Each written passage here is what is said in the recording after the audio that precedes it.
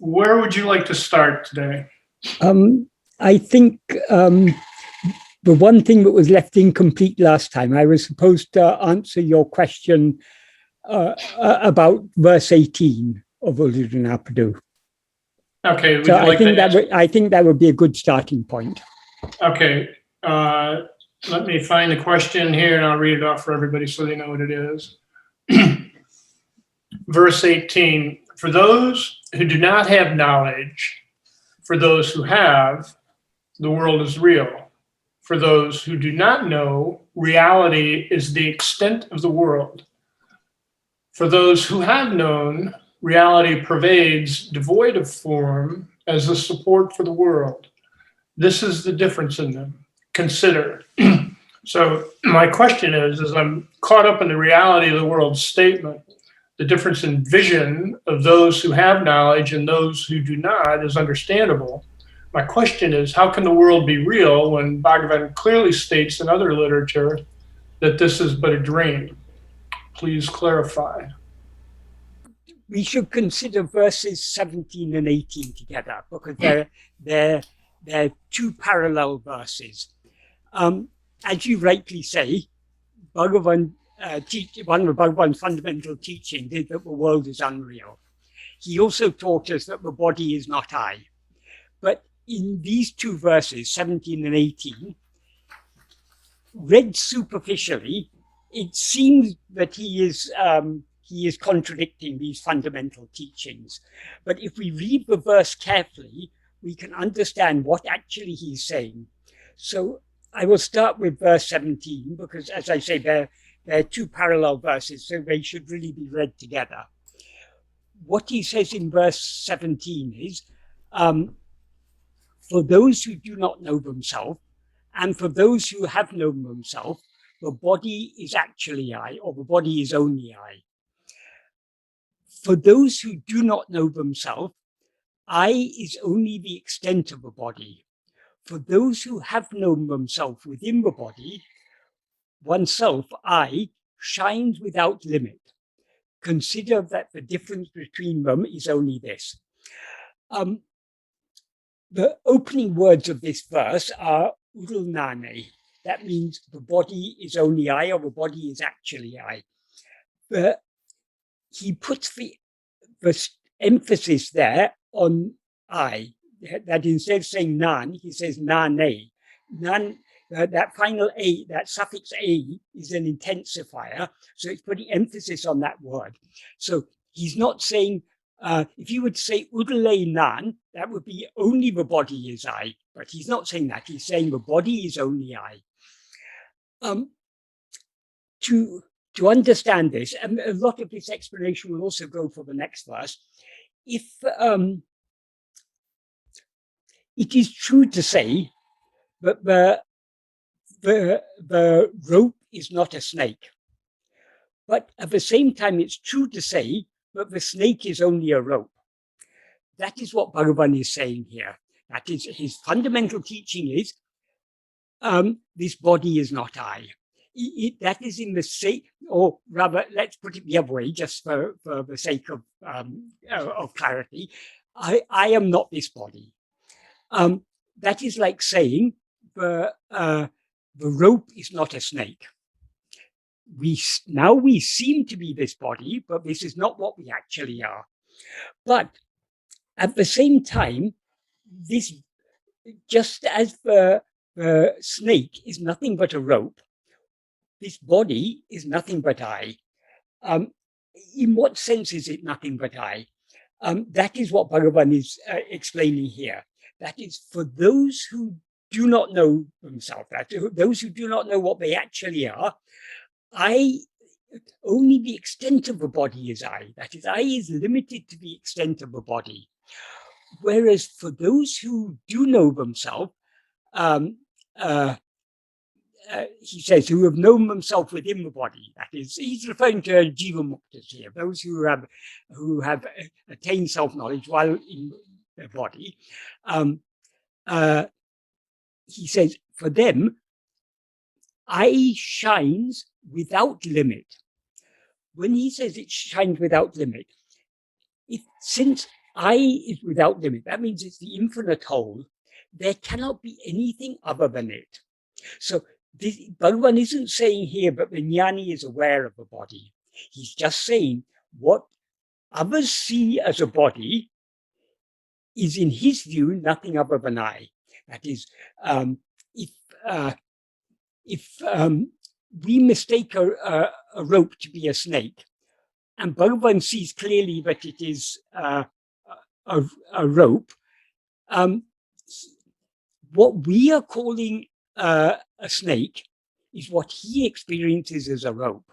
So in the same way, what we experience as a body is, in his experience, nothing other than himself, because I shines without limit. If it shines without limit, there cannot be anything other than it. So if at all a body or anything else exists, it cannot be anything other than I. So the emphasis here, but that the key to understanding this is he's saying, for those who have known themselves, I shines without limit. Since it shines without limit, there cannot be anything other than it. This is, as I say, the snake rope analogy is useful here, because first we have to be told, no, it is not a snake, it's only a rope. When we look at it closely and we see that it's a rope, then we know that what appeared as a snake is nothing but a rope.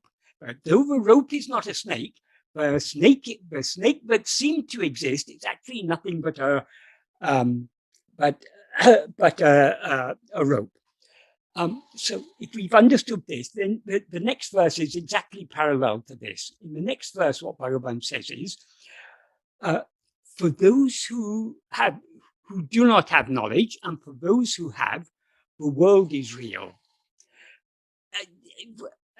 How do we understand this? What he goes on to say, for those who do not know, reality is to the extent of the world. That implies reality is limited to the extent of this world. That is, only this world is real. So long as we take the body as I, so long as we experience ourselves as I in this body, this world seems to be real, and reality is limited only to this world and body. Reality doesn't extend beyond this. So reality seems to be something limited in both space and time. We can say it that way. But for those who have known what they actually are, he says, reality pervades, devoid of form, as the support for the world. The word he uses for support is adhara. To give an analogy, we can say gold is the adhara for the ornaments. That is, the ornaments have no existence other than gold. If you remove the gold, there are no ornaments. So what is actually existing there is gold. Because we see it is being shaped into the shape of a bangle or a necklace or a ring, we say it's a necklace or bangle or ring or whatever. But what it actually is only gold. Likewise, all these names and forms that we see as the world are actually nothing other than ourselves. The substance, the adhara, the basis, the support for all these is only ourselves. And he also says here another thing. He says Uļḷadu. Uļļadu means arum means the main verb. It means pervade. Uļļadu means it pervades, devoid of form. It doesn't have any form. So whereas for the ajnani, the world is nothing but names and forms. For the jnani, the world, the reality is the support, the adhara, the substance of the world. So in other words, the jnani is seeing only the gold. The ajnani is seeing only the forms, seeing only the rings and the necklaces and the bangles, not recognizing that what it actually is only gold. So the ajnani will say the ornaments are real. jnani will agree, yes, the ornaments are real, but what the jnani sees as real is not the names and forms of the ornaments, but the substance of the ornaments. That which gives, the ornaments don't exist at all other than as gold. If you remove the gold, the ornaments cease to exist. So they have no independent existence. Their seeming existence depends upon the existence of gold. If the existence of gold is removed, then the ornaments have no existence. Likewise, this world of names and forms, the names and forms have no independent existence. The substance is Satchit, that is the existence awareness, that is I am, that is the ultimate substance, that is what Bhagavan refers to here as Ādhara. And that Ādhara has no form of its own. Though we now see it as having forms, it actually, in its real nature, it has no forms.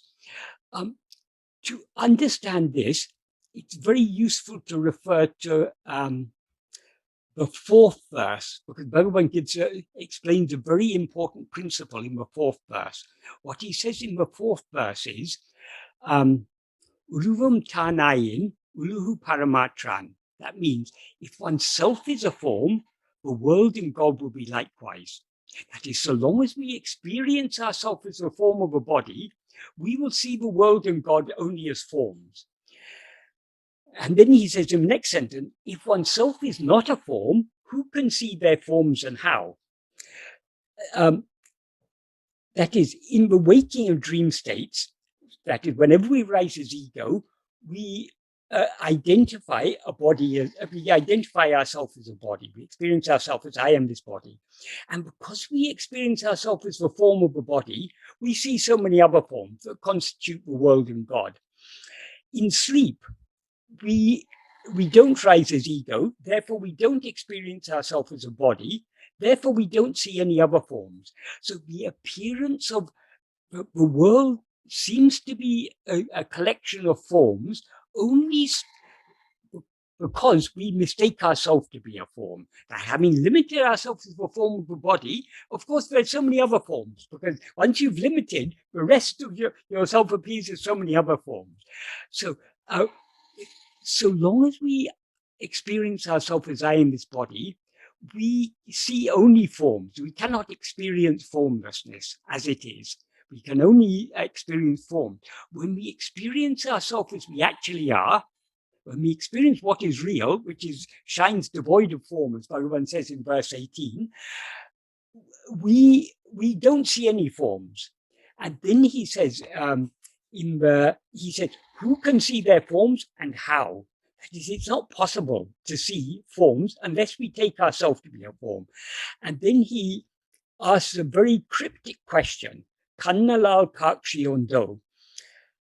Taken very superficially, if we take the literal meaning of this sentence, kan means I, like the physical eye. Alal means accept. Kakshi means what is seen, and undo means is there. So very literally it means does what is seen exist without the eye, or is other than the eye? But Bhagavan explained this. This is a very aphoristic way of saying what Bhagavan meant, and as he explained to Lakshman Sharma and others, is can the eye be what he means by Allah, which would normally mean without or except? What he means by that, can it be otherwise? So the implication is, can the nature of what is seen be other than the nature of the eye? Can it be otherwise than the nature of the eye? The eye here is used as a metaphor for what is seeing. It's a metaphor for consciousness. So if the consciousness that sees itself as a form, it will see other forms. If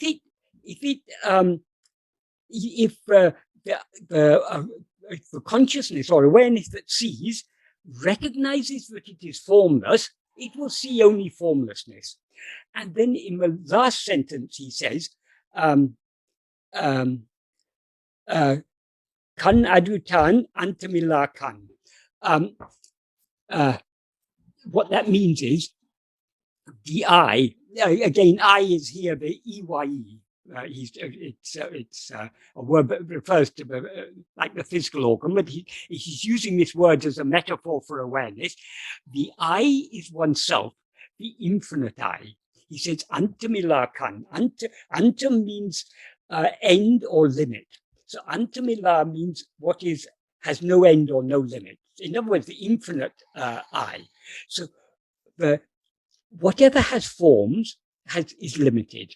Whatever is formless is limitless, is infinite. So it's only so long as we experience ourselves as a form, we are limiting ourselves. We've limited ourselves to this form, so we can see only limitation, because the nature of what is seen cannot be otherwise than the nature of what is seen. So long as we see ourselves as a limited form, we can see only our limited form. When we experience ourselves as infinite awareness with no limit, then we are experiencing ourselves devoid of form. And when we experience ourselves devoid of form, the world will also be devoid of form.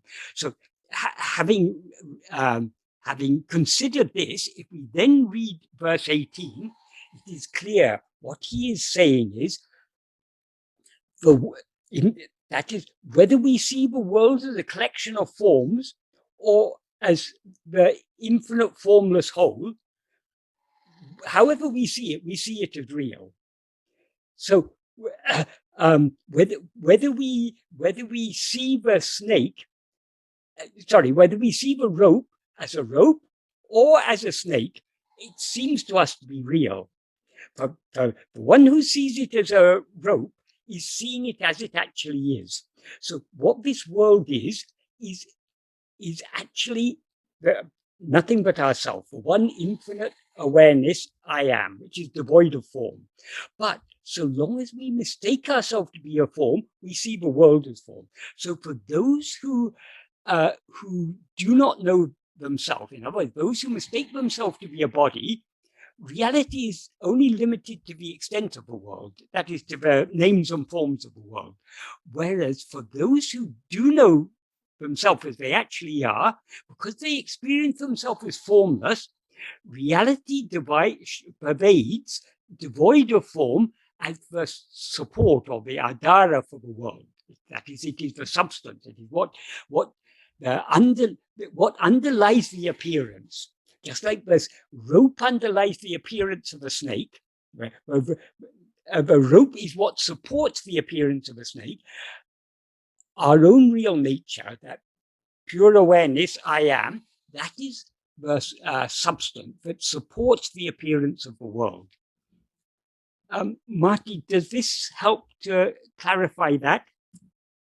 It does, but part of what I'm understanding is when I look out the window and see a tree, what I'm really seeing, if I put this in the snake and rope perspective, I'm really seeing the self.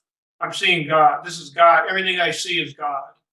Yes, but the problem is you're not seeing it as God. So long as you're seeing it as a tree, you're not seeing it as God.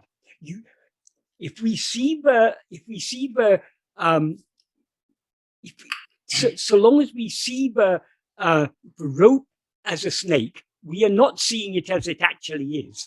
We are mistaking it to be something other than what it actually is. But I know that it's something different than what I'm seeing. You know, that's just an idea in your mind because you've read some books and you've got an idea.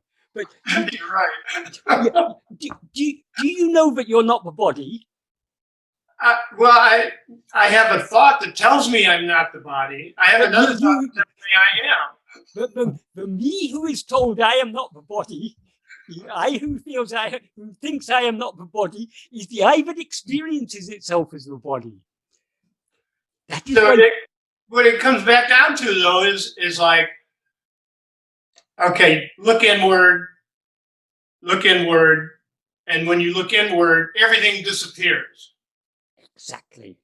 And that kind of removes any discussion.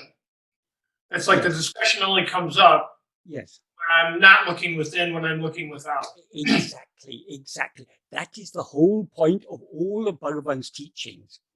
If we understand Bhagavan's teachings correctly, whatever he says is pointing at one thing and one thing alone. Look within.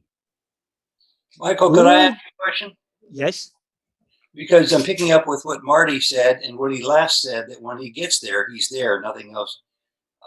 A question that's been haunting me about everything you've been talking about up to this point is, you mentioned that whatever has form is limited. Whatever does not have form is limitless. Yes. Is it possible to grow slowly for the awareness of the truth of who I am? Is it possible for the small I, Ted, to grow slowly from form to formlessness, or is it a case of all or nothing? It's a case of all or nothing. Either you're aware of yourself as you actually are, or you're aware of something other than what you actually are.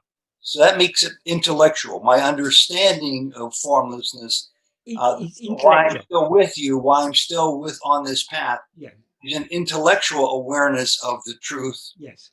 Entirely, rather than an experiential. Yes. But this intellectual understanding, this is necessary, but it is not sufficient. Why is it necessary? Because if we don't understand these things correctly, for example, if you don't understand that you're not the body and you're told to investigate yourself, you can study anatomy and physiology or whatever, or you can look at your face in the mirror. You're not looking at yourself. If you take yourself to be the mind, okay, I meditate observing all the thoughts. When you're observing the thoughts, those thoughts are other than yourself because they're objects perceived by you.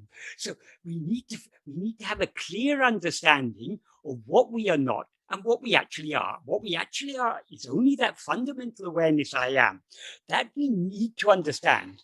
But though that understanding is necessary, it's obviously not sufficient, because who is it who understands that? It is this ego understands this, but the ego is that which is experiencing itself as this body and mind or this bundle of 5 sheaths. So the mere understanding is not sufficient. This is where a lot of if you listen to expositions of the more traditional expositions of Advaita, what they don't explain is what is the practice, or if at all they explain the practice, you have to understand you're not the body, you have to understand you're Brahman, and even if you understand, that understanding has to become firmly established. So you have to be always thinking on it. I'm not this body, I'm Brahman. You have to think of the reasons why you're not this body and why you're Brahman. And in that way, you have to convince yourself. That's all they say. Bhagavan says, the truth is, it's relatively easy. There are so many reasons we can give why we are not this body or mind or anything perceived by us. We are not any object, we are the subject. So we are not anything perceived, we are the perceiver. We can understand that intellectually. That's not difficult to understand. But that doesn't solve our problems, because we still experience ourselves as this bundle of 5 sheets called body. So that is why Bhagavan's the unique contribution Bhagavan has made. Firstly, he's made it clear what is the practice, and he puts all the emphasis on practice. If you study other Advaitic texts, many of them you'll find full of so many complicated ideas. You'll have to learn so many ideas which are actually totally useless. They don't help you at all to know who you are. So Bhagavan has reduced it down to the fundamentals of Advaita. He's explained in a very, very simple and clear way. So the Advaita as taught by Bhagavan is Advaita in its very purest form. And what is the use of Advaita if it doesn't provide us a solution how to get it? Advaita identifies what the problem is. But what is the use of knowing what the problem is? Now my disease is being diagnosed. If I don't know what if the doctors cannot prescribe any treatment for me, knowing, having a name for my disease is no use for me. I need a treatment for my disease. Bhagavan has made clear what is the treatment. We seem to be this body that when we rise as ego, we identify ourselves with a body, a form of 5 sheaths. And we seem to be this form of 5 sheaths so long as we are attending to anything other than ourselves. Only when we attend to ourselves do these drop off. So the key to eradicating ego is to withdraw our attention from other things and focus it on ourselves. This is the key that Bhagavan has explained the practice in such a clear and simple way. That is, according to Bhagavan, the nature of ego is to rise, stand, and flourish by attending to anything other than itself. That's what he describes in verse 25 of Uḷḷadu Nāṛpadu. Urupatri, grasping form. Grasping form, it comes into existence. Grasping form, it stands. Grasping and feeding on forms, it flourishes. The ego itself is, as he says, it's a formless phantom. So all the forms that it grasps are things other than itself. And how does it grasp them? In its awareness, by attending to them. So by attending to anything other than ourselves, we are nourishing and sustaining ego. But since ego cannot stand without grasping form, since it itself is formless, if it tries to grasp itself, as Bhagavan says in verse 25, Tedinal autem pidicum, if sought, it takes flight. If sought there means if ego investigates itself, if it turns its attention back to face itself, it subsides and dissolves back into its source. That's what he means by it takes flight. Because there is no such thing. That is, we seem to be ego, and as ego we seem to be this bundle of 5 sheaths, only so long as we're looking away from ourselves. If we look back at ourselves, there's no such thing as ego to be found. So, the more keenly we turn our attention within, the more ego will subside and dissolve back into its source. When we turn the full 180 degrees, we will then be aware of ourself alone. Everything else will, because we've turned our back on everything else, metaphorically speaking. So we're not aware of anything else, we're aware of ourselves alone. Being aware of ourselves alone is the state of pure awareness.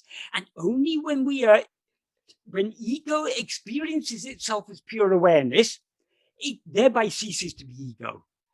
So all we need to do, that is the practice, not only the principles that Bhagavan has taught us are so simple, all these principles are pointing at an extremely simple practice. The simple practice is turning our attention back towards ourselves, trying to attend to ourself alone. And when we manage to do so, because of we still have a strong taste to go outwards, to experience other things. That inclination to experience other things are what are called Vishaya vasanas. So long as our Vishaya vasanas are strong, we are unwilling to let go of other things. So we're not able to turn the full 180 degrees. But when we are practicing, we are trying to turn 180 degrees. We may be failing all the time, doesn't matter. So long as we're trying, we're moving in the right direction.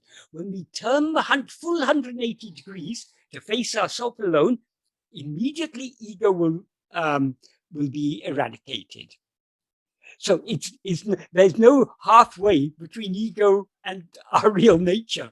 Either we experience ourselves as we actually are, or we experience ourselves as a body consisting of 5 sheaths. That which experiences itself as a body of 5 sheaths, that is ego. If this ego investigates itself, it will thereby disappear, and what will remain then is what always actually exists, what we always actually are. So all of Bhagavan's teachings, even like this 17 and 18, it may seem to be rather hypothetical, Because anyway, we're experiencing this body as I, we're experiencing the world as real. Why Bhagavan is talking about the state of Vijnana? Because he's pointing out that what is actually real is not these names and forms. It's not this body, or what is actually I is not, that is in verse in verse 17. Now we take ourselves to be limited to this body. But Bhagavan says, when we know ourselves, I will shine without limit. So the problem now is that we've limited ourselves to this body. So here Bhagavan is giving us a very good clue here that any type of limitation is against our real nature. Our real nature is infinite. It has no limits of any kind whatsoever in time or space or anything. There's nothing other than it. It has absolutely no limitation.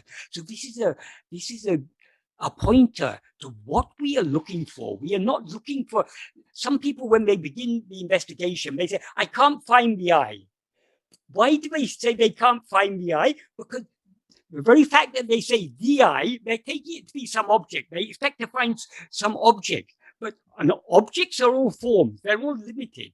What we actually are is that formless awareness I am. So that is what we need to be attending to. So there are practical clues in every verse. And in 18, what is real is that which is pervades devoid of form as the support for all these things. What is it that pervades devoid of form? Only this fundamental awareness I am. This is like the screen on which everything else appears and disappears. So all these, if we think deeply about these verses, in every verse, Bhagavan is providing practical clues. What is it we are not investigating any form. What we are to investigate is that formless awareness. Does that help at all? It does. So my last question, then I'm going to be quiet. What do we call that space in between? I hear others. I've had it incrementally myself. I mean, Evan talks beautifully about it. Marty talks about it. Dan, I think, talks about it. And maybe we're not saying exactly the same words about the same perceived experience, but you say when we are practicing, we are trying to turn a full 180 degrees. Yes. There's no halfway, but some seem to be able to have a taste of it or a hint of it for a temporary period of time. What is that called? That is, when we are trying to turn our attention towards ourselves, when I said there's no halfway, what I say is there's no halfway between ego and our real nature. So long as we turn, even if we turn 179 degrees, there's still a lingering awareness of phenomena, of things other than ourselves, of names and forms. It'll be there in a very, even the subtlest, the awareness of the subtlest name or the subtlest form, the subtlest phenomena, is still an awareness of something other than ourselves. So we are still experiencing ourselves as this, we are still ego. Only when we turn the full 180 degrees and experience nothing other than ourselves are we then aware of ourselves as we actually are. So when we are practicing this, before we turn 180 degrees, we are trying to turn 180 degrees. Well, obviously, we can't measure how many degrees we're turning, and it doesn't matter. We are trying to attend to ourselves as much as possible. That's all that's required. The more we attend to ourselves, the greater the degree of clarity of self-awareness. So we begin to recognize the distinction between ourselves and all these adjuncts that we now mistake to be ourselves.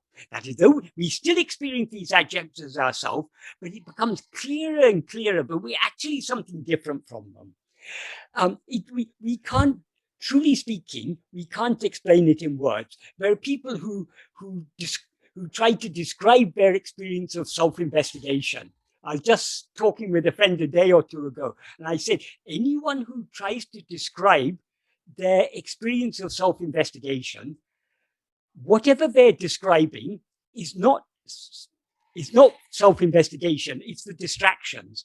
Because what we are investigating is ourself. Can you describe, we all know, we are all familiar with the awareness I am, but can you describe it? How does it feel to be aware I am? We cannot possibly describe it. What is it like to be in sleep? Can you describe it? No, you can't, because it's beyond all. Words can describe limitations. They can describe forms. They cannot describe formlessness. What we are investigating is that formless awareness. So if I tell you what I experience when I practice self-investigation, I am only telling you the distractions that are occurring. Because what I should be investigating is that which is beyond words, beyond thought, which cannot be confined within the grasp of thought or word. Is that helpful or not? That is Bhagavan, the practice Bhagavan has taught us. Thank you very much. The practice Bhagavan has taught us is extremely simple, but at the same time extremely subtle. So we need to have a very, we understand the practice. The deeper we go in the practice, the more we understand it. None of us, when we first understand it, we understand the words. Yes, I have to attend to myself. I have to try to turn my attention back to myself. But what these words mean, we can learn only to the extent to which we put it into practice. So as I say, the deeper we go into the practice, the clearer the practice will become to us. Because that's why Bhagavan called this an investigation. But word vichara means investigation. And the equivalent Tamil term that Bhagavan often used, natum, means investigation. He used a number of other terms, all of which mean investigation. Why is it? That is, sometimes he describes it as a meditation, but it's not just a meditation. Because in the meditation, you're just trying to attend to some object or something. But in this, we are trying to see what we actually are. So the more keenly we look at ourselves with that eagerness to know who am I, the more clear it will become to us that we won't experience ourselves as we actually are until ego is completely eradicated, until we turn the full 180 degrees, but it becomes clearer and clearer to us. As I say, the words fail. The words fail because however you try to describe it, it will be. So whatever word, Bhagavan has given us so many pointers, so many very useful, very powerful pointers, but they are. We shouldn't get caught up with the words that Bhagavan said. For example, Bhagavan says, as and when each thought arises, if one investigates to whom has this arisen, it will be clear to me. People then take that to be, oh, I have to ask, who am I? Oh, I have to ask, to whom is this thought? So I wait for the next thought to come. Okay, to whom is this thought? That is, Bhagavan is not asking us to question to whom is this thought. He's not asking us to question who am I. He's asking us to investigate. So what does it mean to investigate to whom did this thought mean? To whom is pointing back at ourselves. The thought occurs to me. So forget the thought, turn your attention back to the me. That is the point. So Bhagavan has given very, very simple and very powerful pointers, but still people misinterpret them and give their own, because they're not ready to have they're not yet capable of having a subtle understanding. That's why reading Bhagavan's teachings very carefully and putting them into practice, then only we gain the clarity. That is, his teachings are pointing us in the right direction. If we follow those pointers, we will gain more and more clarity, and it'll become clearer and clearer what his words are pointing at.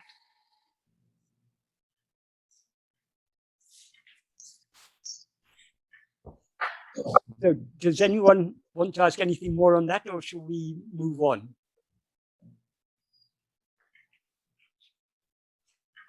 I have a quick Yes. question, and I'm not sure if it exactly relates to this. If it's just too unrelated to the subject matter, No, then it's just fine, forget it. fine. But Michael, I was curious, with your years of study of all of the texts and so on. Well, what do you think Bhagavan's attitude towards the concept of spiritual progress is? Do you think that he believes it could exist? Do you think he doesn't believe it exists? I'm just curious how you see that question. Definitely, spiritual progress is it's what is sometimes called purification of mind. To understand what is meant by purification of mind, we first need to understand what are the impurities. The actual term in Sanskrit for purification of mind is chitta suddhi. Chitta, in some contexts, it means mind in general, but the specific meaning of chitta is the will. And the will consists of vasanas. The impurities in the impurities in the mind, in the will, are the Vishaya vasanas, the inclination to go outwards. They are the seeds that give rise to likes, dislikes, desires, attachments, hopes, fears, and so on. And ultimately, Bhagavan said, the whole universe is nothing but it is nothing but our own thoughts, and the seeds that rise of those thoughts are nothing but Vishaya vasanas. So the whole problem we're up against is the Vishaya vasanas. Vishaya vasanas are something distinct from ego, but they belong only to ego. That is, I, this ego, have an inclination to attend to things other than myself. So it's the very nature of ego to have Vishaya vasanas, but the Vishaya vasanas are not ego. Ego is just the I that has the Vishaya vasanas, that feels inclined to attend to other things. So those Vishaya vasanas are the impurities. It is possible to purify the mind to some extent by other practices, particularly by bhakti practices. Because in bhakti practices, we're cultivating love for God. Whether you're doing puja or japa or dhyana, you're trying to focus your love on God. And as your love for God increases, your attachment to other things decreases. But you still take God to be something other than yourself. So this is what Bhagavan explains in the early verses of Upadēśa Undiyār.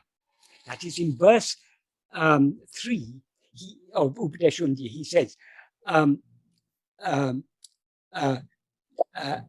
nishkarmiya karma. That means action done not motivated by desire, but he says, he qualifies it as kartanukakam, that's done for God. That is, we don't do anything without some desire, without some motive. Instead of being motivated by desire for achieving anything, if you do it only for the love of God, that will purify the mind and show the way to liberation. What he means by show the way to liberation, it will give, when the mind is purified to a certain extent, then it will recognize, yes, the way to liberation is only to turn within. But for the outward going mind, it's not clear at first. So that's why these other practices are prescribed. Then in the next verse, he says, this is certain. Actions that puja, japa, and dhyana are actions of body, speech, and mind. And in this order, each is superior to the previous one. What he means by superior is more effective in purifying the mind. Then the next three verses, one verse deals with puja, which is the least effective means because you're doing it by body. More effective than that is japa. More effective than that is dhyana. That's verses 5, 6, 7. Then in verse 8, he says, rather than anyabhava. Anyabhava means meditating on God as something other than ourselves. Ananyabhava, in which he is I, that is of all that is the best. What he refers, Ananyabhava means meditating on what is not other. What is not other? It means what is not other than ourselves. What is not other than ourselves? Only ourselves. So Ananyabhava is another way of saying Atma-vichara. That's that is awesome. when we I'm so glad to hear that. recognize the God who we've been worshipping. That is, what is the fundamental principle of Advaita? Tattvamasi, you are that. Up to that point, we have been taking God or Brahman or whatever we call it to be something other than ourselves. We've been seeking God outside ourselves. But when our mind is purified to a certain extent, then we recognize, oh, God is nothing but that which is shining in our heart as I. We are willing to accept that. So then how do we meditate on God? We meditate only on I. And Bhagavan says that is the best of all. When he says it's the best of all, in that context, what that means, it's the most effective means to purify the mind. So once we have been drawn to this path of Atma-vichara, no other practices are necessary, because of all the means to purify the mind, this is the most effective. Why is it most effective? Because the inclination to go out towards anything else, in doing puja, japa, and dhyana, you're attending to God as something other than yourself. So your mind is still going outward. So long as the mind is going outward, ego is thereby being nourished and sustained. That is, we cannot surrender ego completely without turning our attention back within. So the most effective means to purify the mind is Atma-vichara. How does Atma-vichara work to purify the mind? At each and every moment in our life, we have a fundamental choice. Either we attend to things other than ourselves, or we attend to ourselves. The Vishaya vasanas are always inclined, that our Vishaya vasanas are our inclination to attend to Vishayas. Vishayas mean phenomena, things other than ourselves, forms, or whatever we call objects. Anything other than ourselves is a Vishaya. So our inclination to it, the natural inclination of ego is to attend to other things, because only by attending to other things can ego survive. So when at each moment we have a choice. Do we attend to something other than ourselves, or do we attend to ourselves? Every moment we make that decision to attend to ourselves, I mean, not, okay, I will attend to myself, I don't mean like that, but every moment, instead of allowing ourselves to be swayed by the Vishaya vasana, we turn our attention back within. We are thereby weakening the Vishaya vasana and strengthening what is called Satvasana. Satvasana means, Sat means existence, being.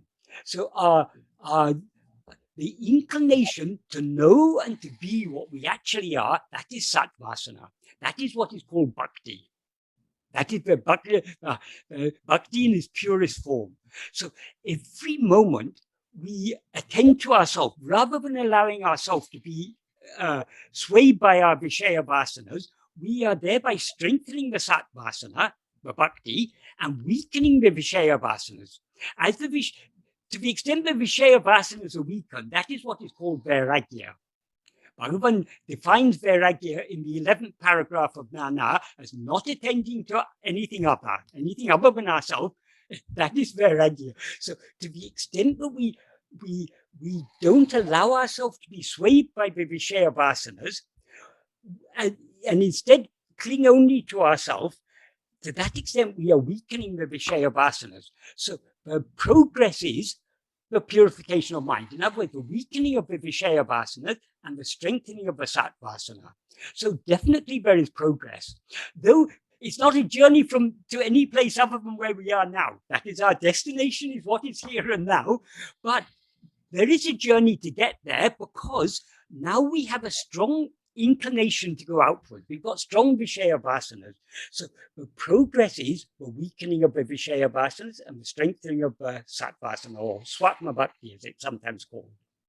So definitely, that's why Bhagavan said, in the 6th paragraph of Nāṉ Ār, when he says, as and when each thought arises, if one investigates to whom does this arise, it will be clear to me. If one thus investigates who am I, the mind will return to its birthplace. That is, the more we attend to ourselves, the more ego will subside back into the source from which it rose. That is what he calls there the birthplace of the mind. And the thought which had risen will subside. Why will the thought subside? Because thoughts can can rise only to the extent we attend to them. If we don't allow our attention to go after the thought, we are killing it in the very place from which it rises. And then he says in the next sentence, Ipadi paraka paraka manataku tampirapiditil tangi nikam shakti adikarikindradu. That's a very important sentence. That means Ipadi paraka paraka, by practicing and practicing like this, the strength of the mind to abide in its birthplace will increase. That is, how does it increase? Because the more we practice, the more the Vishaya vasanas are weakened and the Sat vasana is strengthened. So we get more strength to remain as we actually are. So that is, there are many people who with very superficial understanding, they say, oh, there's no ego, there's no practice to be done. You just have to recognize that you are that.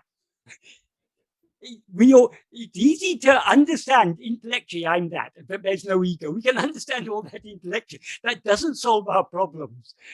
In order to solve the problem, that is, the nature of ego is to have Vishaya vasanas to go outwards. We need to overcome this ego nature in order to return to our real nature. Our real nature is just to be as we actually are. So practice is necessary, and by practice we progress. So definitely there is progress. There are some people, again with a superficial understanding of Bhagavan teaching, because Bhagavan has said this is the direct path. There are some of these some neo-Advaitin people. They talk about the direct path, or I think they call it progressive paths. Progressive paths. As if they're two opposite things. You either take the direct path or you take the progressive path. They take progressive to mean a slow roundabout way. But what is progressive? Even on the direct path, we have to progress. So this is both the direct path and the progressive path. We have to progress along this direct path. So every time we turn our attention back towards ourselves, the more we hold on to that self-attentiveness, the more the inclination to go out will be weakened. So that is progress. And that is what all of Bhagavan's teachings are all emphasizing, only that practice. That even places where Bhagavan doesn't seem to be directly talking about practice, he's giving us there's practical implications in all of Bhagavan's teachings. In every verse in Uḷḷadu Nāṛpadu, every sentence in Nāṉ Ār, there's practical implications. Well, thank you so much. Thank you so much, Michael. That's wonderful. That's just what I needed to hear.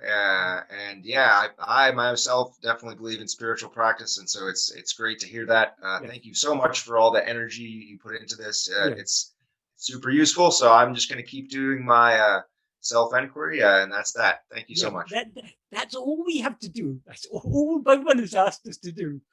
That's the key to it all. But having a clear and deep understanding of Bhagavan teachings helps us a lot.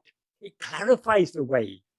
That is, it is said that in traditional Vedanta, they say there are three, the path consists of Sravana, Manana, Nididhyasana. Sravana means the reading or the hearing and everything. Manana means thinking deeply about it. And Nididhyasana means other people give different interpretations, but what Nididhyasana actually means is deep contemplation. So in terms of Bhagavan's teaching, the Nididhyasana is the actual practice of self-investigation. All these three go, it's not that you first do Sravana and then you leave behind your Sravana, do some Manana, and then you do the Nididhyasana. It's an iterative process. The more we practice and then read, then the clearer what Bhagavan has said becomes to us. And then we think about it more clearly, more deeply, and we put it into practice. So these three go on in a iterative process. Why this is important? Bhagavan has given us not only very deep and subtle pointers, he's also giving us so much encouragement. So the natural tendency of our mind is to go outwards. So Bhagavan's teachings are constantly reminding us, go within, go within. turn back within. And it's also giving us very deep and subtle clues that we don't understand. When we first read any of these texts, we understand them very superficially. I've been studying Uḷḷadu Nāṛpadu and Nāṉ Ār and Upadēśa Undiyār and texts like this for 45 years now. I'm still learning from them. Not that I'm getting any new information, but it's just becoming clearer and clearer to me what Bhagavan is saying there, why he is saying it, and how this is of practical value. Thank you for the inspiration that you provide with Yeah. sticking to it. I hope I can stick to my self-enquiry with the same tenacity and perseverance that you stick to your study of the classic texts. Thank you so much. But that is, we can't, once we've been caught, there's no escape. We're in the tiger's jaw. So true. That's so true. Once the bug of self-investigation has caught us, that is, there's such a fascination. What is this I? I mean, and not just us, we're not just looking for that. We have a deep desire to actually to be aware of ourselves and to be ourselves as we actually are. That love, that bhakti, that sattvasana, that increases. The more we put this into practice, the more. So there's no way we can leave it. We may try and leave it, but nothing else will satisfy us. Once we've tasted this, there's no taste in the things of the world. Michael, you mentioned you wanted to talk about verses 27 through 30, and I think you kind of touched on them already, but before we go there, you brought up something with me is like when you're going inward, and I get you're either on or you're off. And I kind of think you can be on for like a period of time. Like you're one with the self for a period of time. And then the tendency to go outward arises, even if you're in meditation or walking down the street or anything like that. And that being aware of that extroverted function, at times it's possible to go back inward. But it seems like at times, after a length of time, it's like, I can't do this anymore. It's like I'm going crazy. I got to open my eyes or I got to do something. So It sounds like, but these periods get longer the more you practice.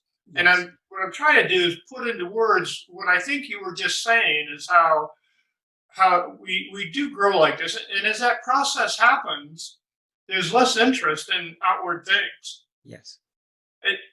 Am I stating kind of? Yes. My words, what I think you just said.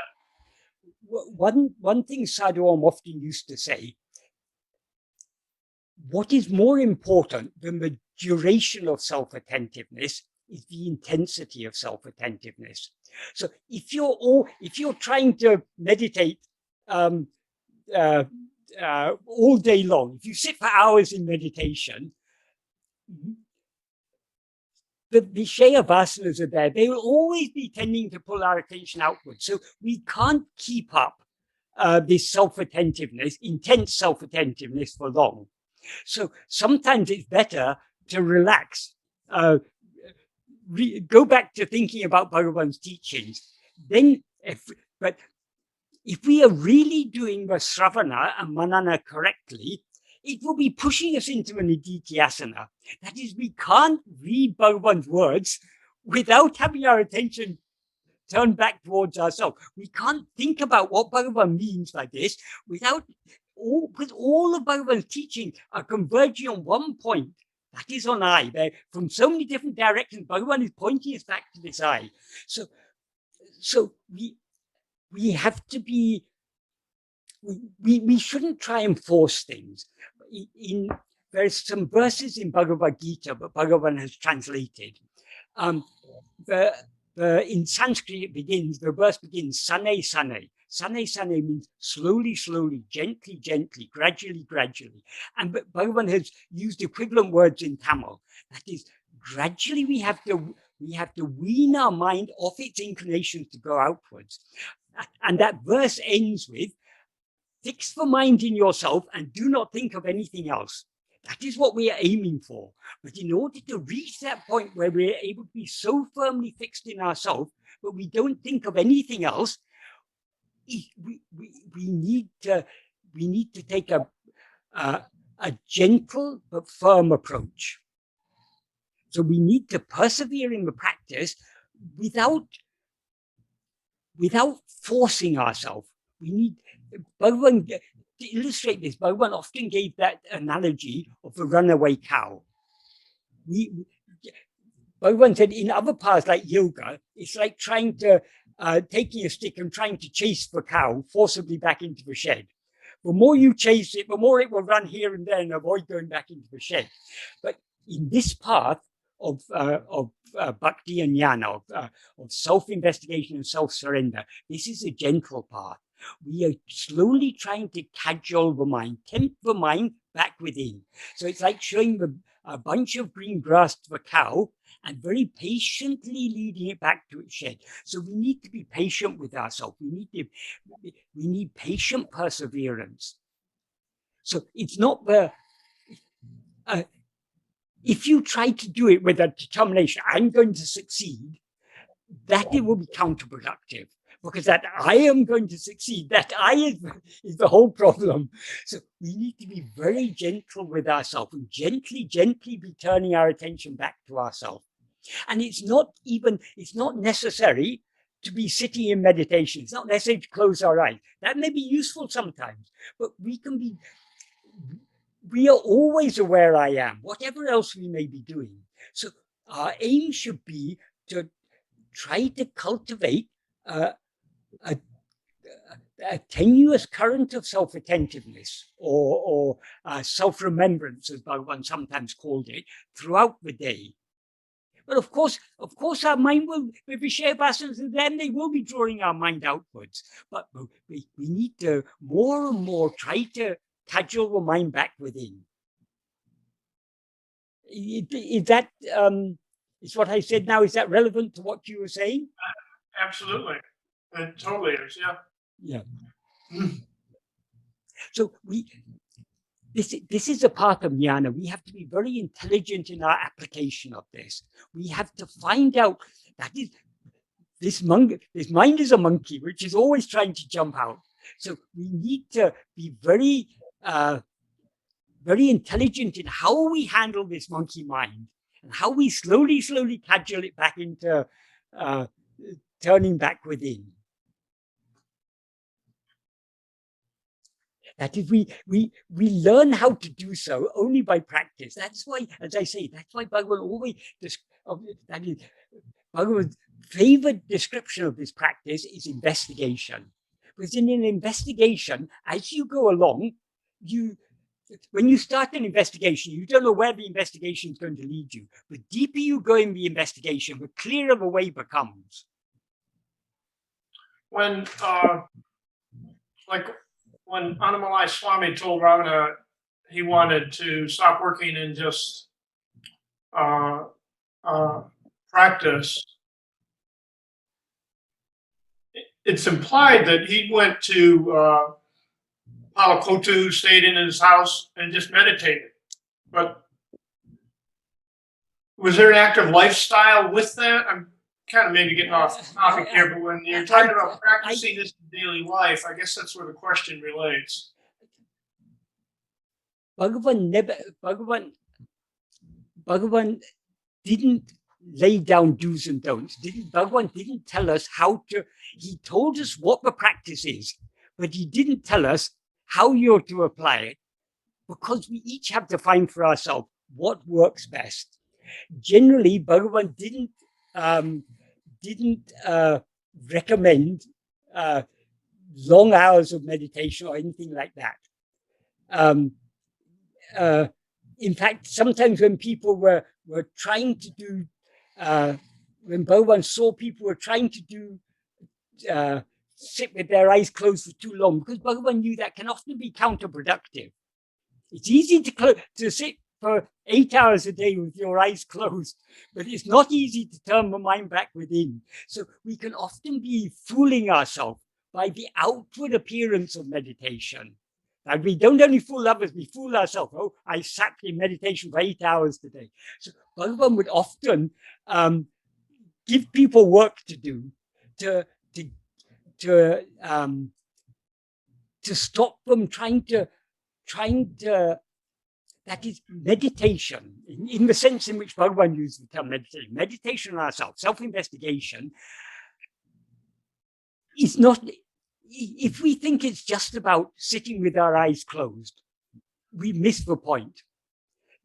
Whether our eyes are closed or open, whether we're sitting or standing or lying, whatever we're doing, we are always aware I am. So at every moment we should be aiming to try and turn our attention back to ourselves.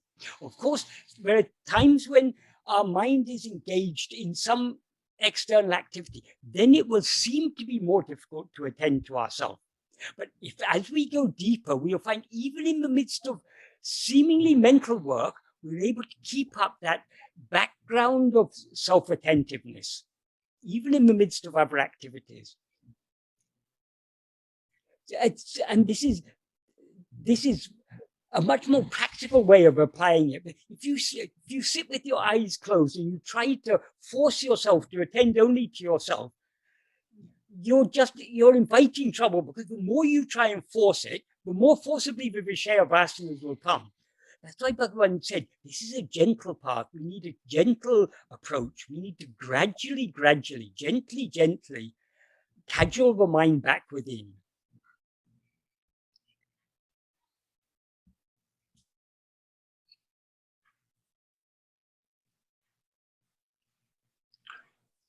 Okay, so my next question is what do you want to do? Do you want to talk about verses 38, 39, and 40? Or I could. I mean, I've talked quite a bit about, the reason I wanted to talk about 27 to 30, because last time I didn't do those, and those are very important verses for practice. But I think I've talked quite a lot about practice today. And actually, as I say, all the verses are about practice in one way or another. So let's finish off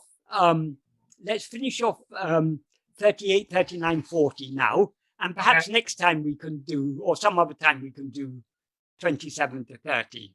Does that sound like a good idea? That does. Okay, right. What Bhagavan says in verse 38 is, if we are the doer of action, we will experience the resulting fruit. When one knows oneself by investigating who is the doer of action, doership will depart and all the three actions will slip off. This is the state of liberation, which is eternal. What does he mean when he says, if we are the doer of action? That is, many people, again, people have a very superficial understanding. They hear that it is said, you're not the doer, and they think, oh, okay, I'm not the doer. It's not a matter of thinking we're not the doer. So long as we identify ourselves with so long as we experience ourselves, so long as we rise as ego, we experience ourselves as the body, speech, and mind. And so whatever actions are done by body, speech, and mind, we experience them as actions being done by us. I am sitting, I am talking, I am thinking, all these. So we cannot, that is, doership is another description of ego. Doership is the very nature of ego. We cannot avoid being the doer so long as we rise as ego.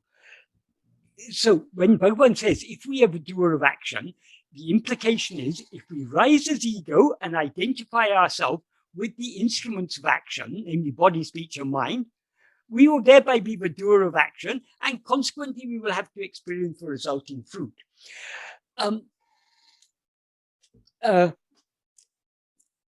The actions that give fruit are those actions that are motivated by that are driven by our vasanas.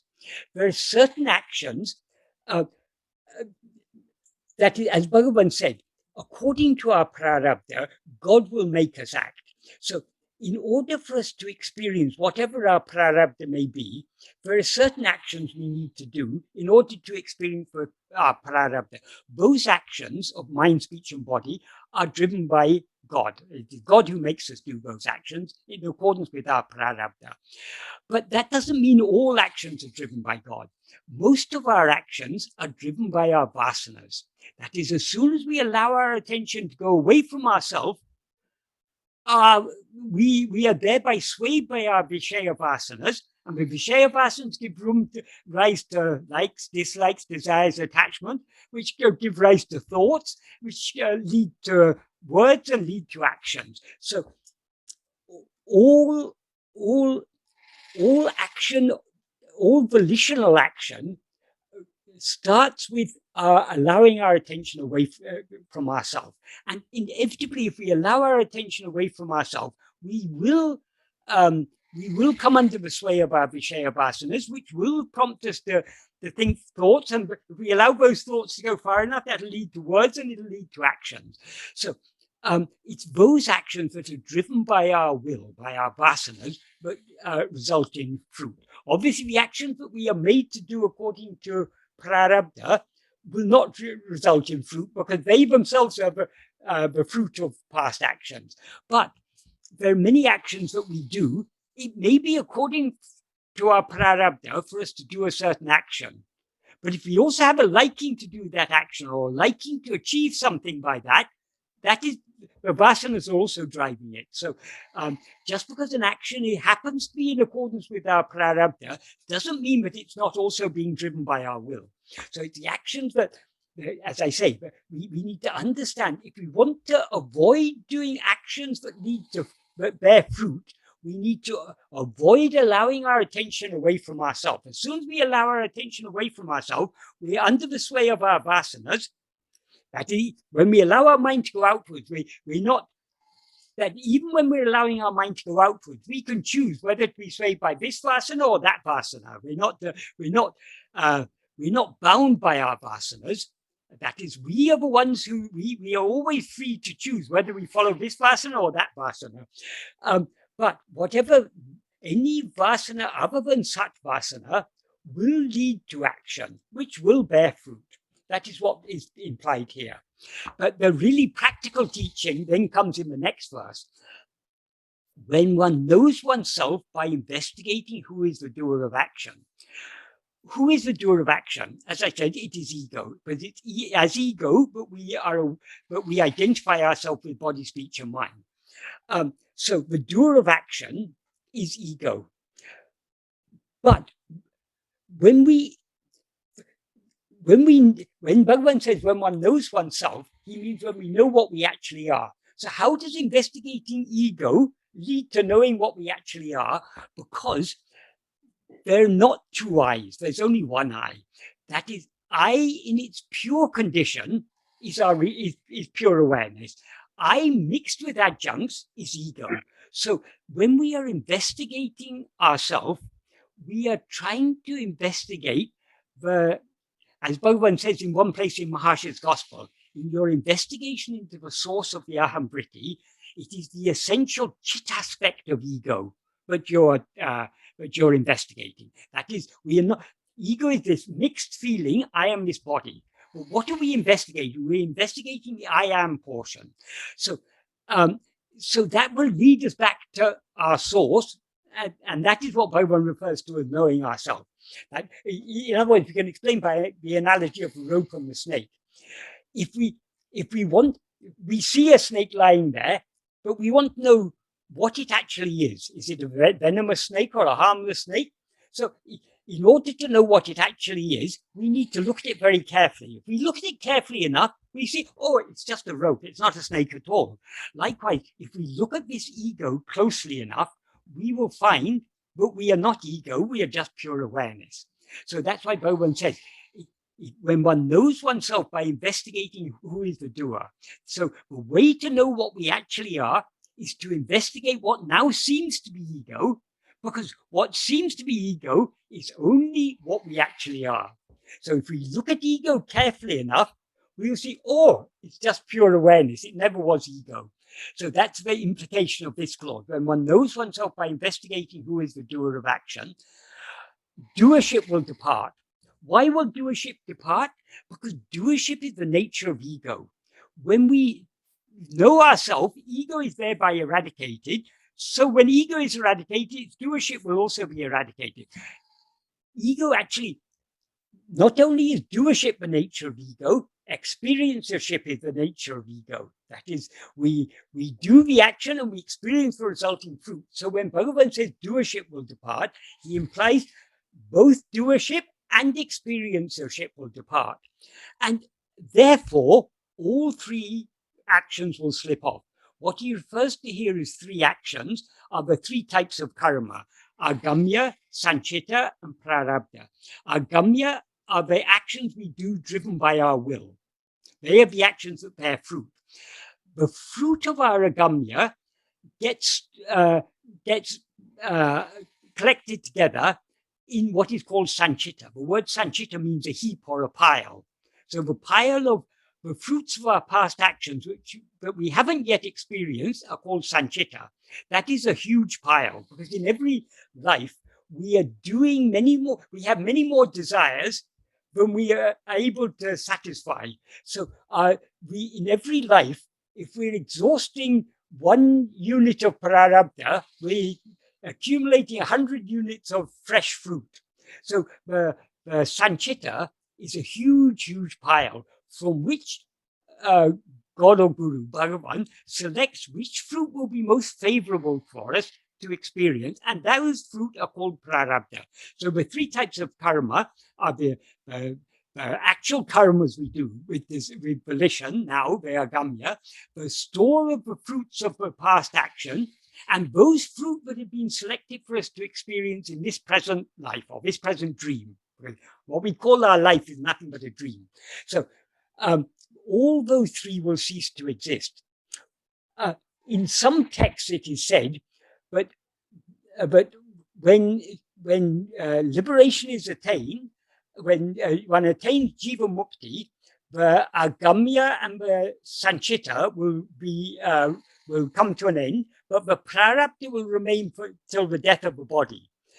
Bhagavan said that even that is not correct. Bhagavan said that is an answer. There's a verse in Uḷḷadu Nāṛpadu Anubandham in which Bhagavan said that is an answer given to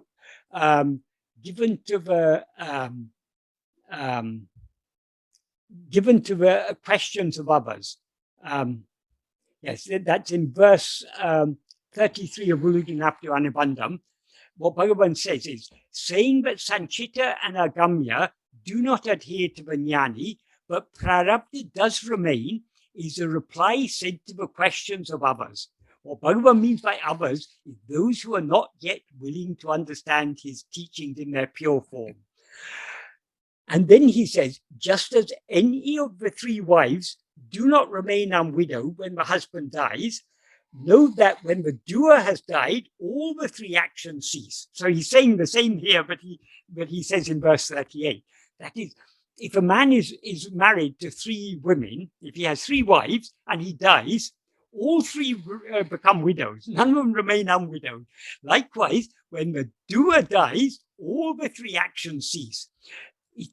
That is, the jnani, the body of the jnani seems to have a prarabdha, but Bhagavan said the body of the jnani exists only in the view of others, not in the view of the jnani. In the view of the jnani, there is only pure awareness. That is, as Bhagavan often used to say, jnana me jnani. That means jnana alone is the jnani. Jnana means pure awareness. So what knows pure awareness? Only pure awareness knows pure awareness. So in our view, the jnani seems to be a person, seems to have a body and mind.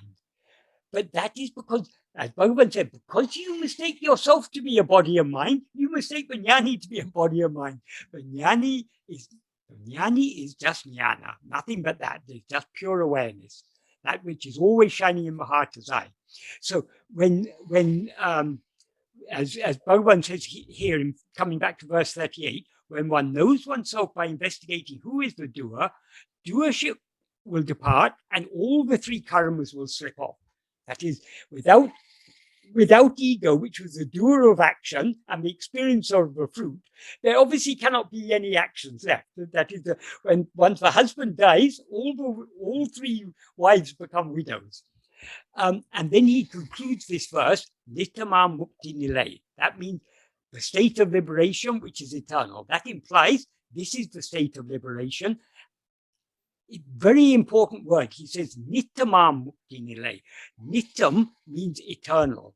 That is the state of when we attain liberation, it's not going to be a new attainment. It's not like, oh, previously I was in bondage, now I'm in liberation. So this liberation has been newly attained. Bhagavan said, if jnana or liberation was something to be newly attained, whatever is newly attained will surely be lost. Liberation is our own real nature. That is what he goes on to say to imply in the next verse also. What he says in verse 39 is, only so long as one says, I am someone bound, thoughts of bondage and liberation. That implies only so long as we experience ourselves as someone who is bound, are there thoughts of bondage and liberation. In the Kali Vemba version of this verse, he says, Matanai. Matan means someone who is crazy, someone who's mad. So being a crazy person, if one thinks I am bound. So according to Bhagavan, and when he says thinks I am bound or says I am bound, he merely thinking, oh, I'm not bound, I'm liberated. That doesn't solve the problem. So long as we rise as ego, we experience ourselves as a body. And that experience, I am this body, that is bondage. So we are in bondage so long as until we experience ourselves as we actually are, we are in effect in bondage. So long as we experience ourselves as someone bound, then we have thoughts of bondage and liberation. Oh, now I'm in bondage. Now I have to attain liberation. So liberation becomes our goal because we now recognize that we're in bondage.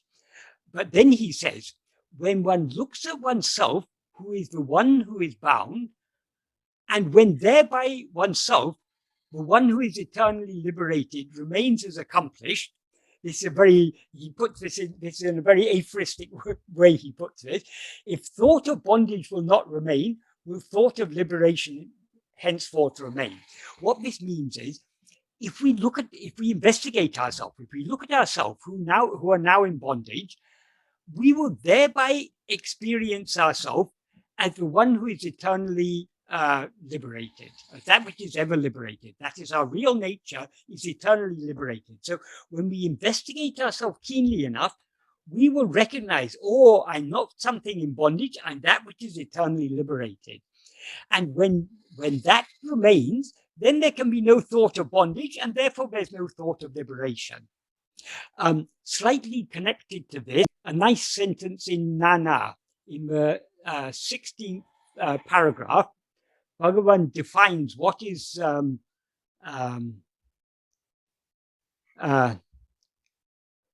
mukti. He gives a nice definition in one sentence towards the end of the 16th paragraph of Nāṉ Ār.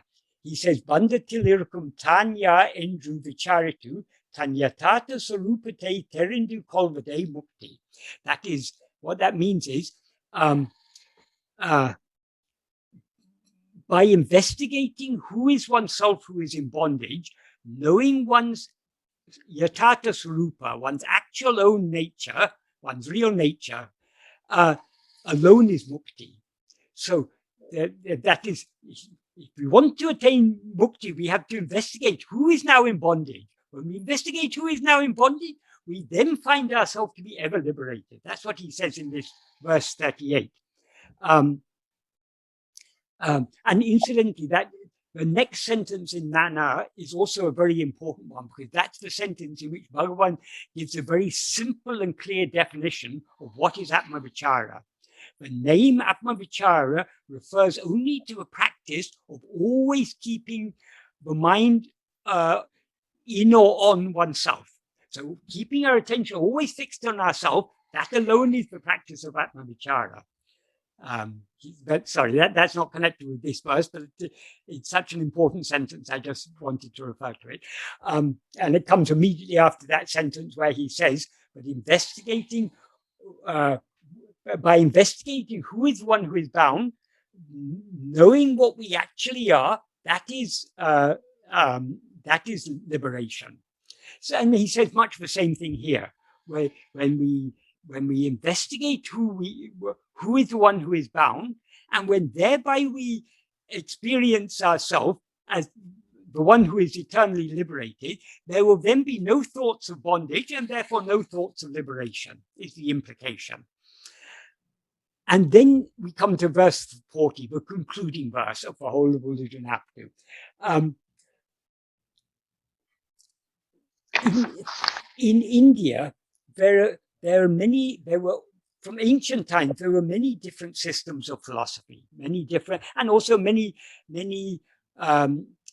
different, each of these systems of philosophy spawned different religious sects, we can say. So all of the systems of philosophy, except the Charvakas, the materialists, all consider liberation to be the goal of life. But the concept of, and this is not only what is nowadays called the Hindu systems of philosophy, also the Buddhist and the Jains and the in more modern times the Sikhs all consider, they all have liberation as their aim. Generally, the terms used are mukti or moksha. There are other terms also like nirvana and kaivalya. So many terms are there, but they're all pointing to the same thing. The most common term is mukti or moksha. That simply means liberation, freedom. Because so long as we experience ourselves as I am this body, we are bound by limitations. So we want to be free of those limitations. But though everyone accepts liberation is the goal, there are so many different ideas about liberation. For example, the dualists, they think going to Vaikuntha and living with Krishna is liberation. So Krishna remains separate, you remain separate. So you never become one with, you never merge in God, because God is always something other than ourselves. To say God is ourself is sacrilege according to them, according to their understanding. So there are many different ideas of what is liberation. And these ideas can generally be classified into three kinds. Some people consider liberation to be a state without form. And generally in Advaita, we consider liberation to be, it'll be a state without form. Some people consider it to be a state with form, like the dualists and so many others. They've got their own idea of what is mukti, but they still think that we remain in some sort of form or other, whether subtle or gross. We still have a separate individuality. So that's the one idea of liberation. Another idea, which is the one favored by Advaita, is that it's a state of formlessness. But another idea that is favored particularly by, I think, yogis and tantrikas and such people, is that it's a state in which we can choose whether to be with form or formless. So sometimes we can have form, sometimes we can be formless. So Bhagavan refers to these three. So all the different types of liberation, the ideas that people have about liberation, will fall into one or other of these three groups. Either it's with form, or it's without form, or it's either with or without form.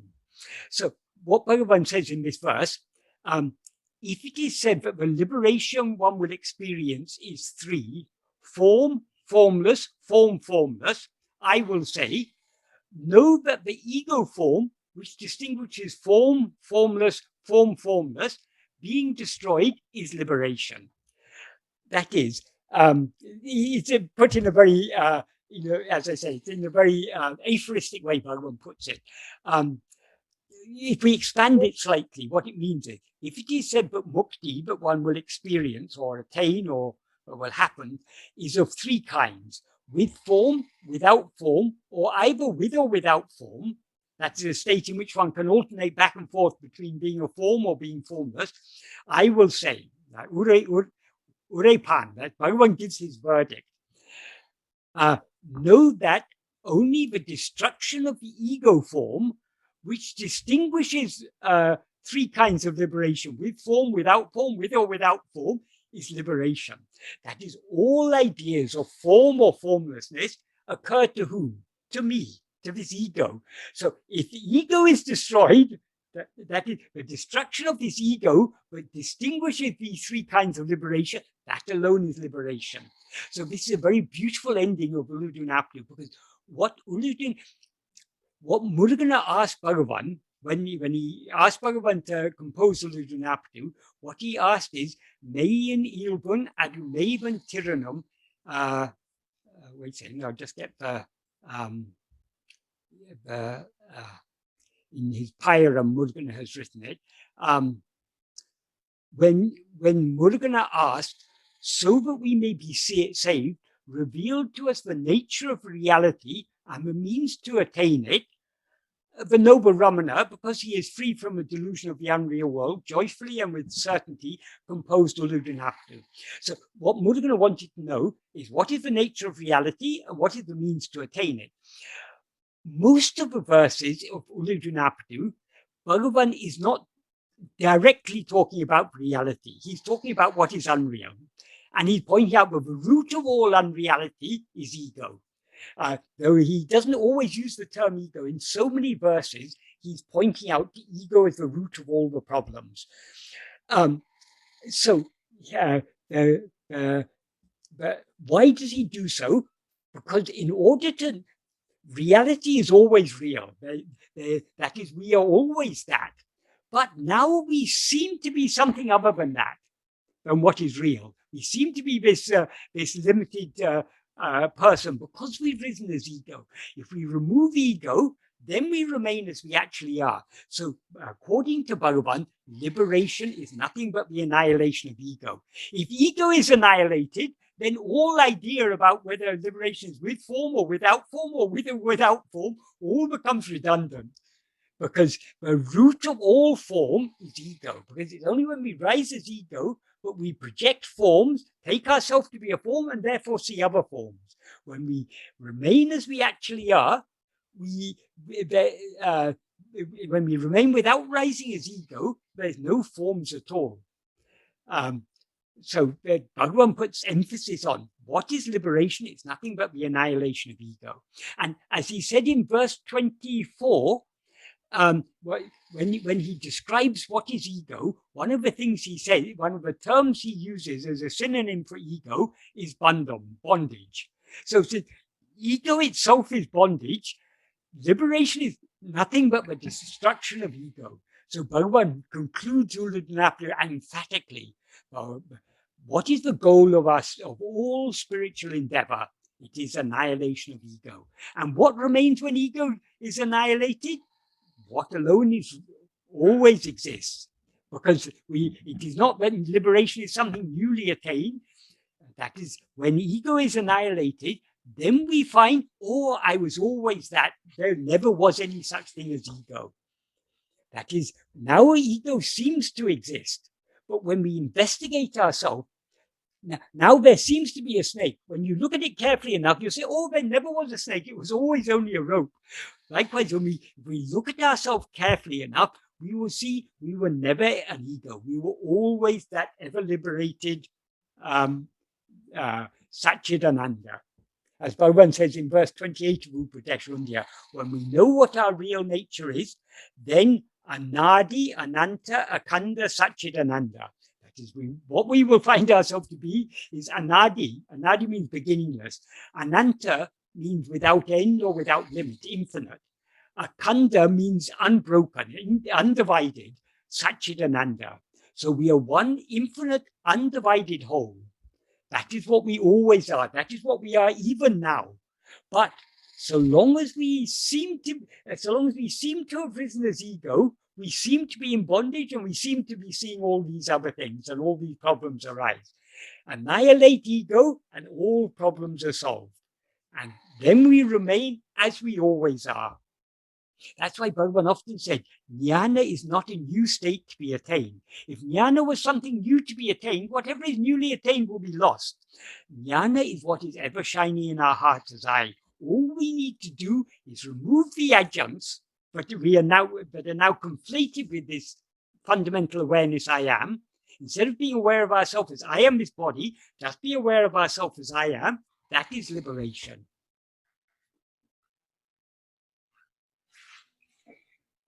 So, would any of you like to ask any questions or? This is sort of it's not so much of a textual question. I'm just curious. I mean, Michael, you must have such a busy schedule, just learning all this stuff, doing all the speaking you do. Yeah. It must be hard for you to do self-inquiry. Do you still get little moments throughout the day when you can do it, or Yes, recently maybe you're so busy it's hard to, or how's that? whether we are engaged in activity or not, the one thing that is always shining clearly is I.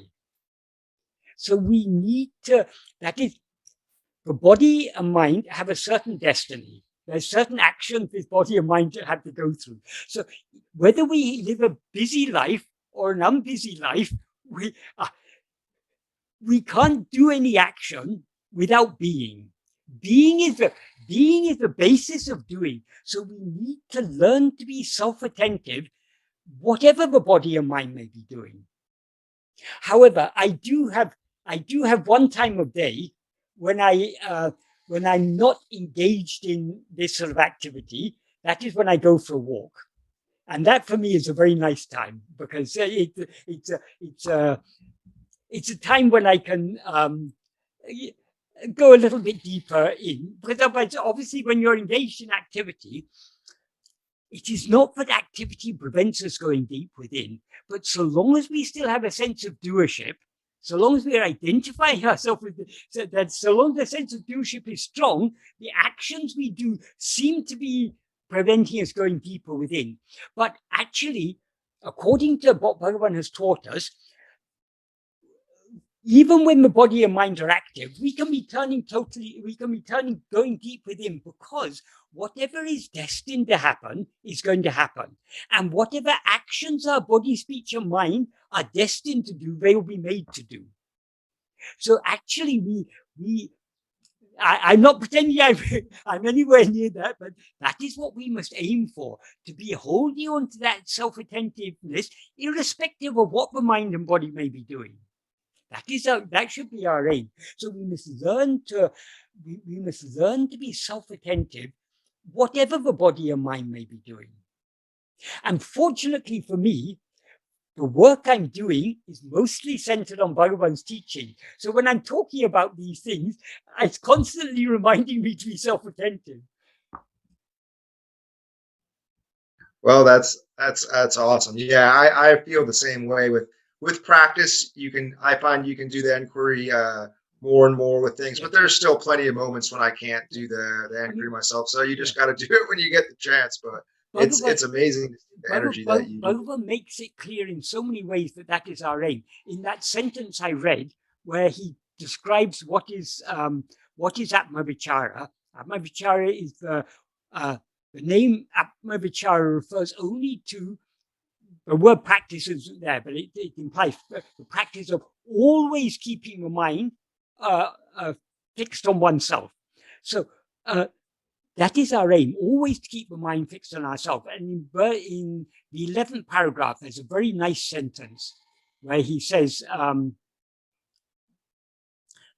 if one clings fast to uninterrupted Swarupa Smarana. Swarupa Smarana literally means remembrance of our real nature. In other words, self-remembrance or self-attentiveness. Until one attains Swarupa, until one attains one's real nature, Adu Andre Podum, that alone is sufficient. So this should be our aim, to hold on to self-attentiveness uninterruptedly. We may not be succeeding in that, but that is what we should be aiming for. So whatever the body, speech, and mind may be doing, we should be. Sometimes I illustrate this with an example. Supposing a very dear friend of yours is in a motor accident and is critically in hospital, and the doctors don't know whether they're going to be able to save them or not, that person or not. It's just only time will tell whether that person will come through or not. Because that friend is so dear to you, whatever you may be doing, whatever work you may be doing, however busily engaged you may be in other things, that thought of your friend will keep on coming back to your mind. It won't be preventing you doing what you have to do, but it'll be there at the back of your mind all the time. If we have so much eagerness to know what we actually are, as we have concern for our friend, that self-attentiveness will be going on in the background all the time. So that is, we need to cultivate such enthusiasm. But as I said, this isn't cultivated by a strong determination. I'm going to succeed. That is, we have to be very, very gentle with ourselves and slowly cajole our mind back more and more. Let that love, love cannot be forced. Love can be cultivated only by slow and patient practice, by persistence. Sometimes people used to ask Bhagavan, are there any signs of progress? Bhagavan said, the only sign of progress is perseverance. If you are persevering in your practice, that itself is a sign of practice or perseverance or progress. Why? Because the extent to which you're persevering in your practice is the extent to which you're cultivating love for that. And the more you love to know and to be what you actually are, the more you will be persevering in your practice. So that is the only real sign of progress. Thank you very much. Thanks so much, Michael. Does anyone else have a question they would like to ask Michael? Jill, are you getting ready to ask a question? I think you said that referring to verses 5, 6, and 7, I think it was, that you talked about this practice of loving God, Brahman, whatever this is, a form of purification of mind that helps lead to realization. And then Bhagavan says, love itself is the actual form of God. By saying, I do not love this, I do not love that, you reject all things, which remains swarupa. Yes. That is the real form of self. That is pure bliss. Call it pure bliss, God, Atma, or whatever you will. It's devotion, it's realization, and it is everything. So is love just the loving of that which it is we're seeking, like you were just talking about? Is that the same as searching for the I? I mean, I get tripped up with words sometimes, you know? That is, so long as we love God as another, our love is divided between us and God. That is, it's our very nature. We all love ourselves. We cannot but love ourselves, because that is our very nature. Self-love is our very nature. So when we take God to be something other than ourselves, our love is then divided between God, between ourselves and the object of our love. So that love is a less than perfect form of love. But greatest love is when we recognize God is ourself, because God is love, we are love. That is, what we actually are is the infinite ocean of that infinite and unlimited love. That is our very nature, and that is the very nature of God. So when we are willing to accept that God is that which is shining in our heart as I, and turn our attention back towards ourselves, that is the purest form of bhakti, because then there's no division between the lover and that which is loved. That is, generally, we think of love in dualistic terms. If you, in Christian theology, for example, they say love is always for another.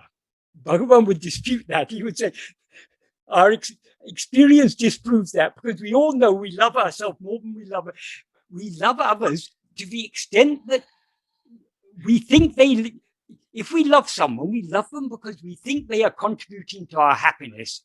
If someone we think is contributing to our happiness continuously makes us unhappy, our love for them will naturally wane, and sooner or later we'll lose our love for them, because we all love what makes us happy. That is, love for happiness is our very nature, and love for ourselves is our very nature, because we are happiness.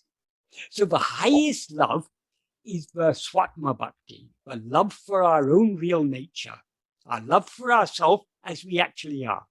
That's not love for this little person. That's a very limited form of love. Because we mistake ourselves to be this person, we love this person. But that is a very small and limited form of self-love. Self-love in its pure form embraces all, because there is nothing other than ourselves. We alone are what actually exists. That is why Bhagavan says, when I explained those verses, I said in verse 8, in that context, when Bhagavan says that Ananya Bhakti, the Ananya Bhava, meditation of what is not other, is the best among all. That is the primary meaning in that context. It's the most purifying of all. But it also means that is the best of all forms of bhakti. Because if you love someone, but if you truly love someone, you're not looking for what you can get from that person. You want to make that person happy. You want to give to that person. The greatest expression of love is to give ourselves to the one we love. To the extent we are willing to give ourselves to the one we love, to that extent are we truly loving them. So the highest form of love is to give ourselves. That is why the pinnacle of bhakti is surrender. But how to surrender ourselves, to give ourselves to God?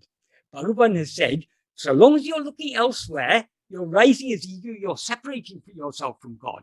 If you want to give yourself to God, you have to turn your attention within. You have to be so keenly self-attentive that you give not even the slightest room to the rising of any other thought. That's what he says in the first sentence of the 13th paragraph of Nāṉ Ār. That what he says in that sentence is, it's a very beautiful definition of surrender. Being Atma-vichara. Atma-vichara means one who is firmly fixed as in and as oneself. Giving not even the slightest room to the rising of any thought other than thought of oneself. The term he uses for thought of oneself is Atma-chintana. Though it literally means thought of oneself, it implies self-attentiveness. So what he's implying here is being so keenly self-attentive that we give not even the slightest room to the rising of any other thought, that alone is giving ourselves to God. Because to the extent to which we turn our attention back towards ourselves, ego subsides and dissolves back into its source. That is surrendering ourselves to God. So that is the highest of all forms of bhakti. So sometimes I say, the pinnacle of all spiritual practices is the path of bhakti. The pinnacle of the path of bhakti is surrender. The pinnacle of the path of surrender is Atma-vichara. Because that's where it all, only when we turn our attention back towards ourselves are we truly giving ourselves to God. Thank And you, that Michael. is the greatest act of love, to give ourselves wholly.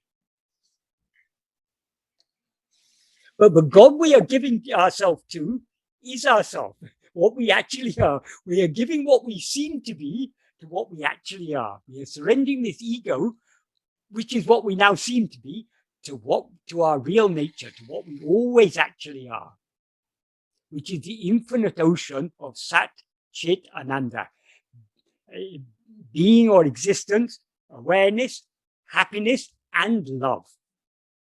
That is why it is said God is love, because love is our real nature and God is our real nature. That's why Bhagavan often used to say, Bhakti is the mother of jnana.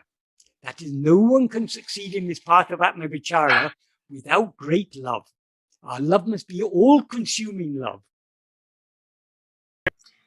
Thank you, Michael. It's a little after 12 now, so I think we're going to call it a wrap. For those of you who don't know, Michael will be posting a copy of this video on YouTube, which I personally find I'm always amazed when I go back and rewatch it, like how much I missed. It's almost like watching a brand new show. So they're out there on YouTube. And Michael, thank you It's so like much. when we read Bhagavan's teachings, as I say, I've been reading Bhagavan's teachings for so many years, and I'm still learning from them, because the first time we read, we can't possibly, what Bhagavan has taught us, it's so deep. We can't possibly understand it just in one reading. We have to read it and we have to put it into practice. To the extent we put it into practice, to that extent are we able to understand it. So naturally our understanding grows deeper and deeper as the years go on. Michael, thank you for I really appreciate every time you're here. I think I hit on every point you were talking about today, and you concluded by talking about Jill's question regarding surrender, and I appreciated that. Still doesn't quite fill the void for me, and I would like to bring it up a month from now. When I do self-inquiry, I tend to give short shrift to the element of surrender. So next time I'm going to ask you to go even further on that, okay? But Okay, right. According to Bhagavan, self-investigation is itself surrender. There's no separate surrender is necessary, because when we investigate ourselves, when we turn our attention back towards ourselves, ego is thereby naturally, it cannot but subside and dissolve back into its source. That's why Bhagavan says in verse 26 of Uḷḷadu Nāṛpadu, if ego comes into existence, everything comes into existence. If ego doesn't exist, everything doesn't exist. Ego itself is everything. Therefore, investigating what it is giving up everything. Because when we investigate ego thereby subsides and we are thereby giving up everything. So is renunciation necessary on Bhagavan's path? Yes, absolute renunciation is necessary. But renunciation doesn't mean changing our name and the color of the cloth we wear, changing our clothes. Renunciation is inwardly we have to be ready to renounce everything. Thank you. All right, everyone. Thank you for joining us today. And Jody, do you have something you want to say? No, I just wanted to thank Michael. I was waiting for you to pause. I was going to say thank you, Michael. I wanted my voice to be heard that way. All thanks to Bhagavan.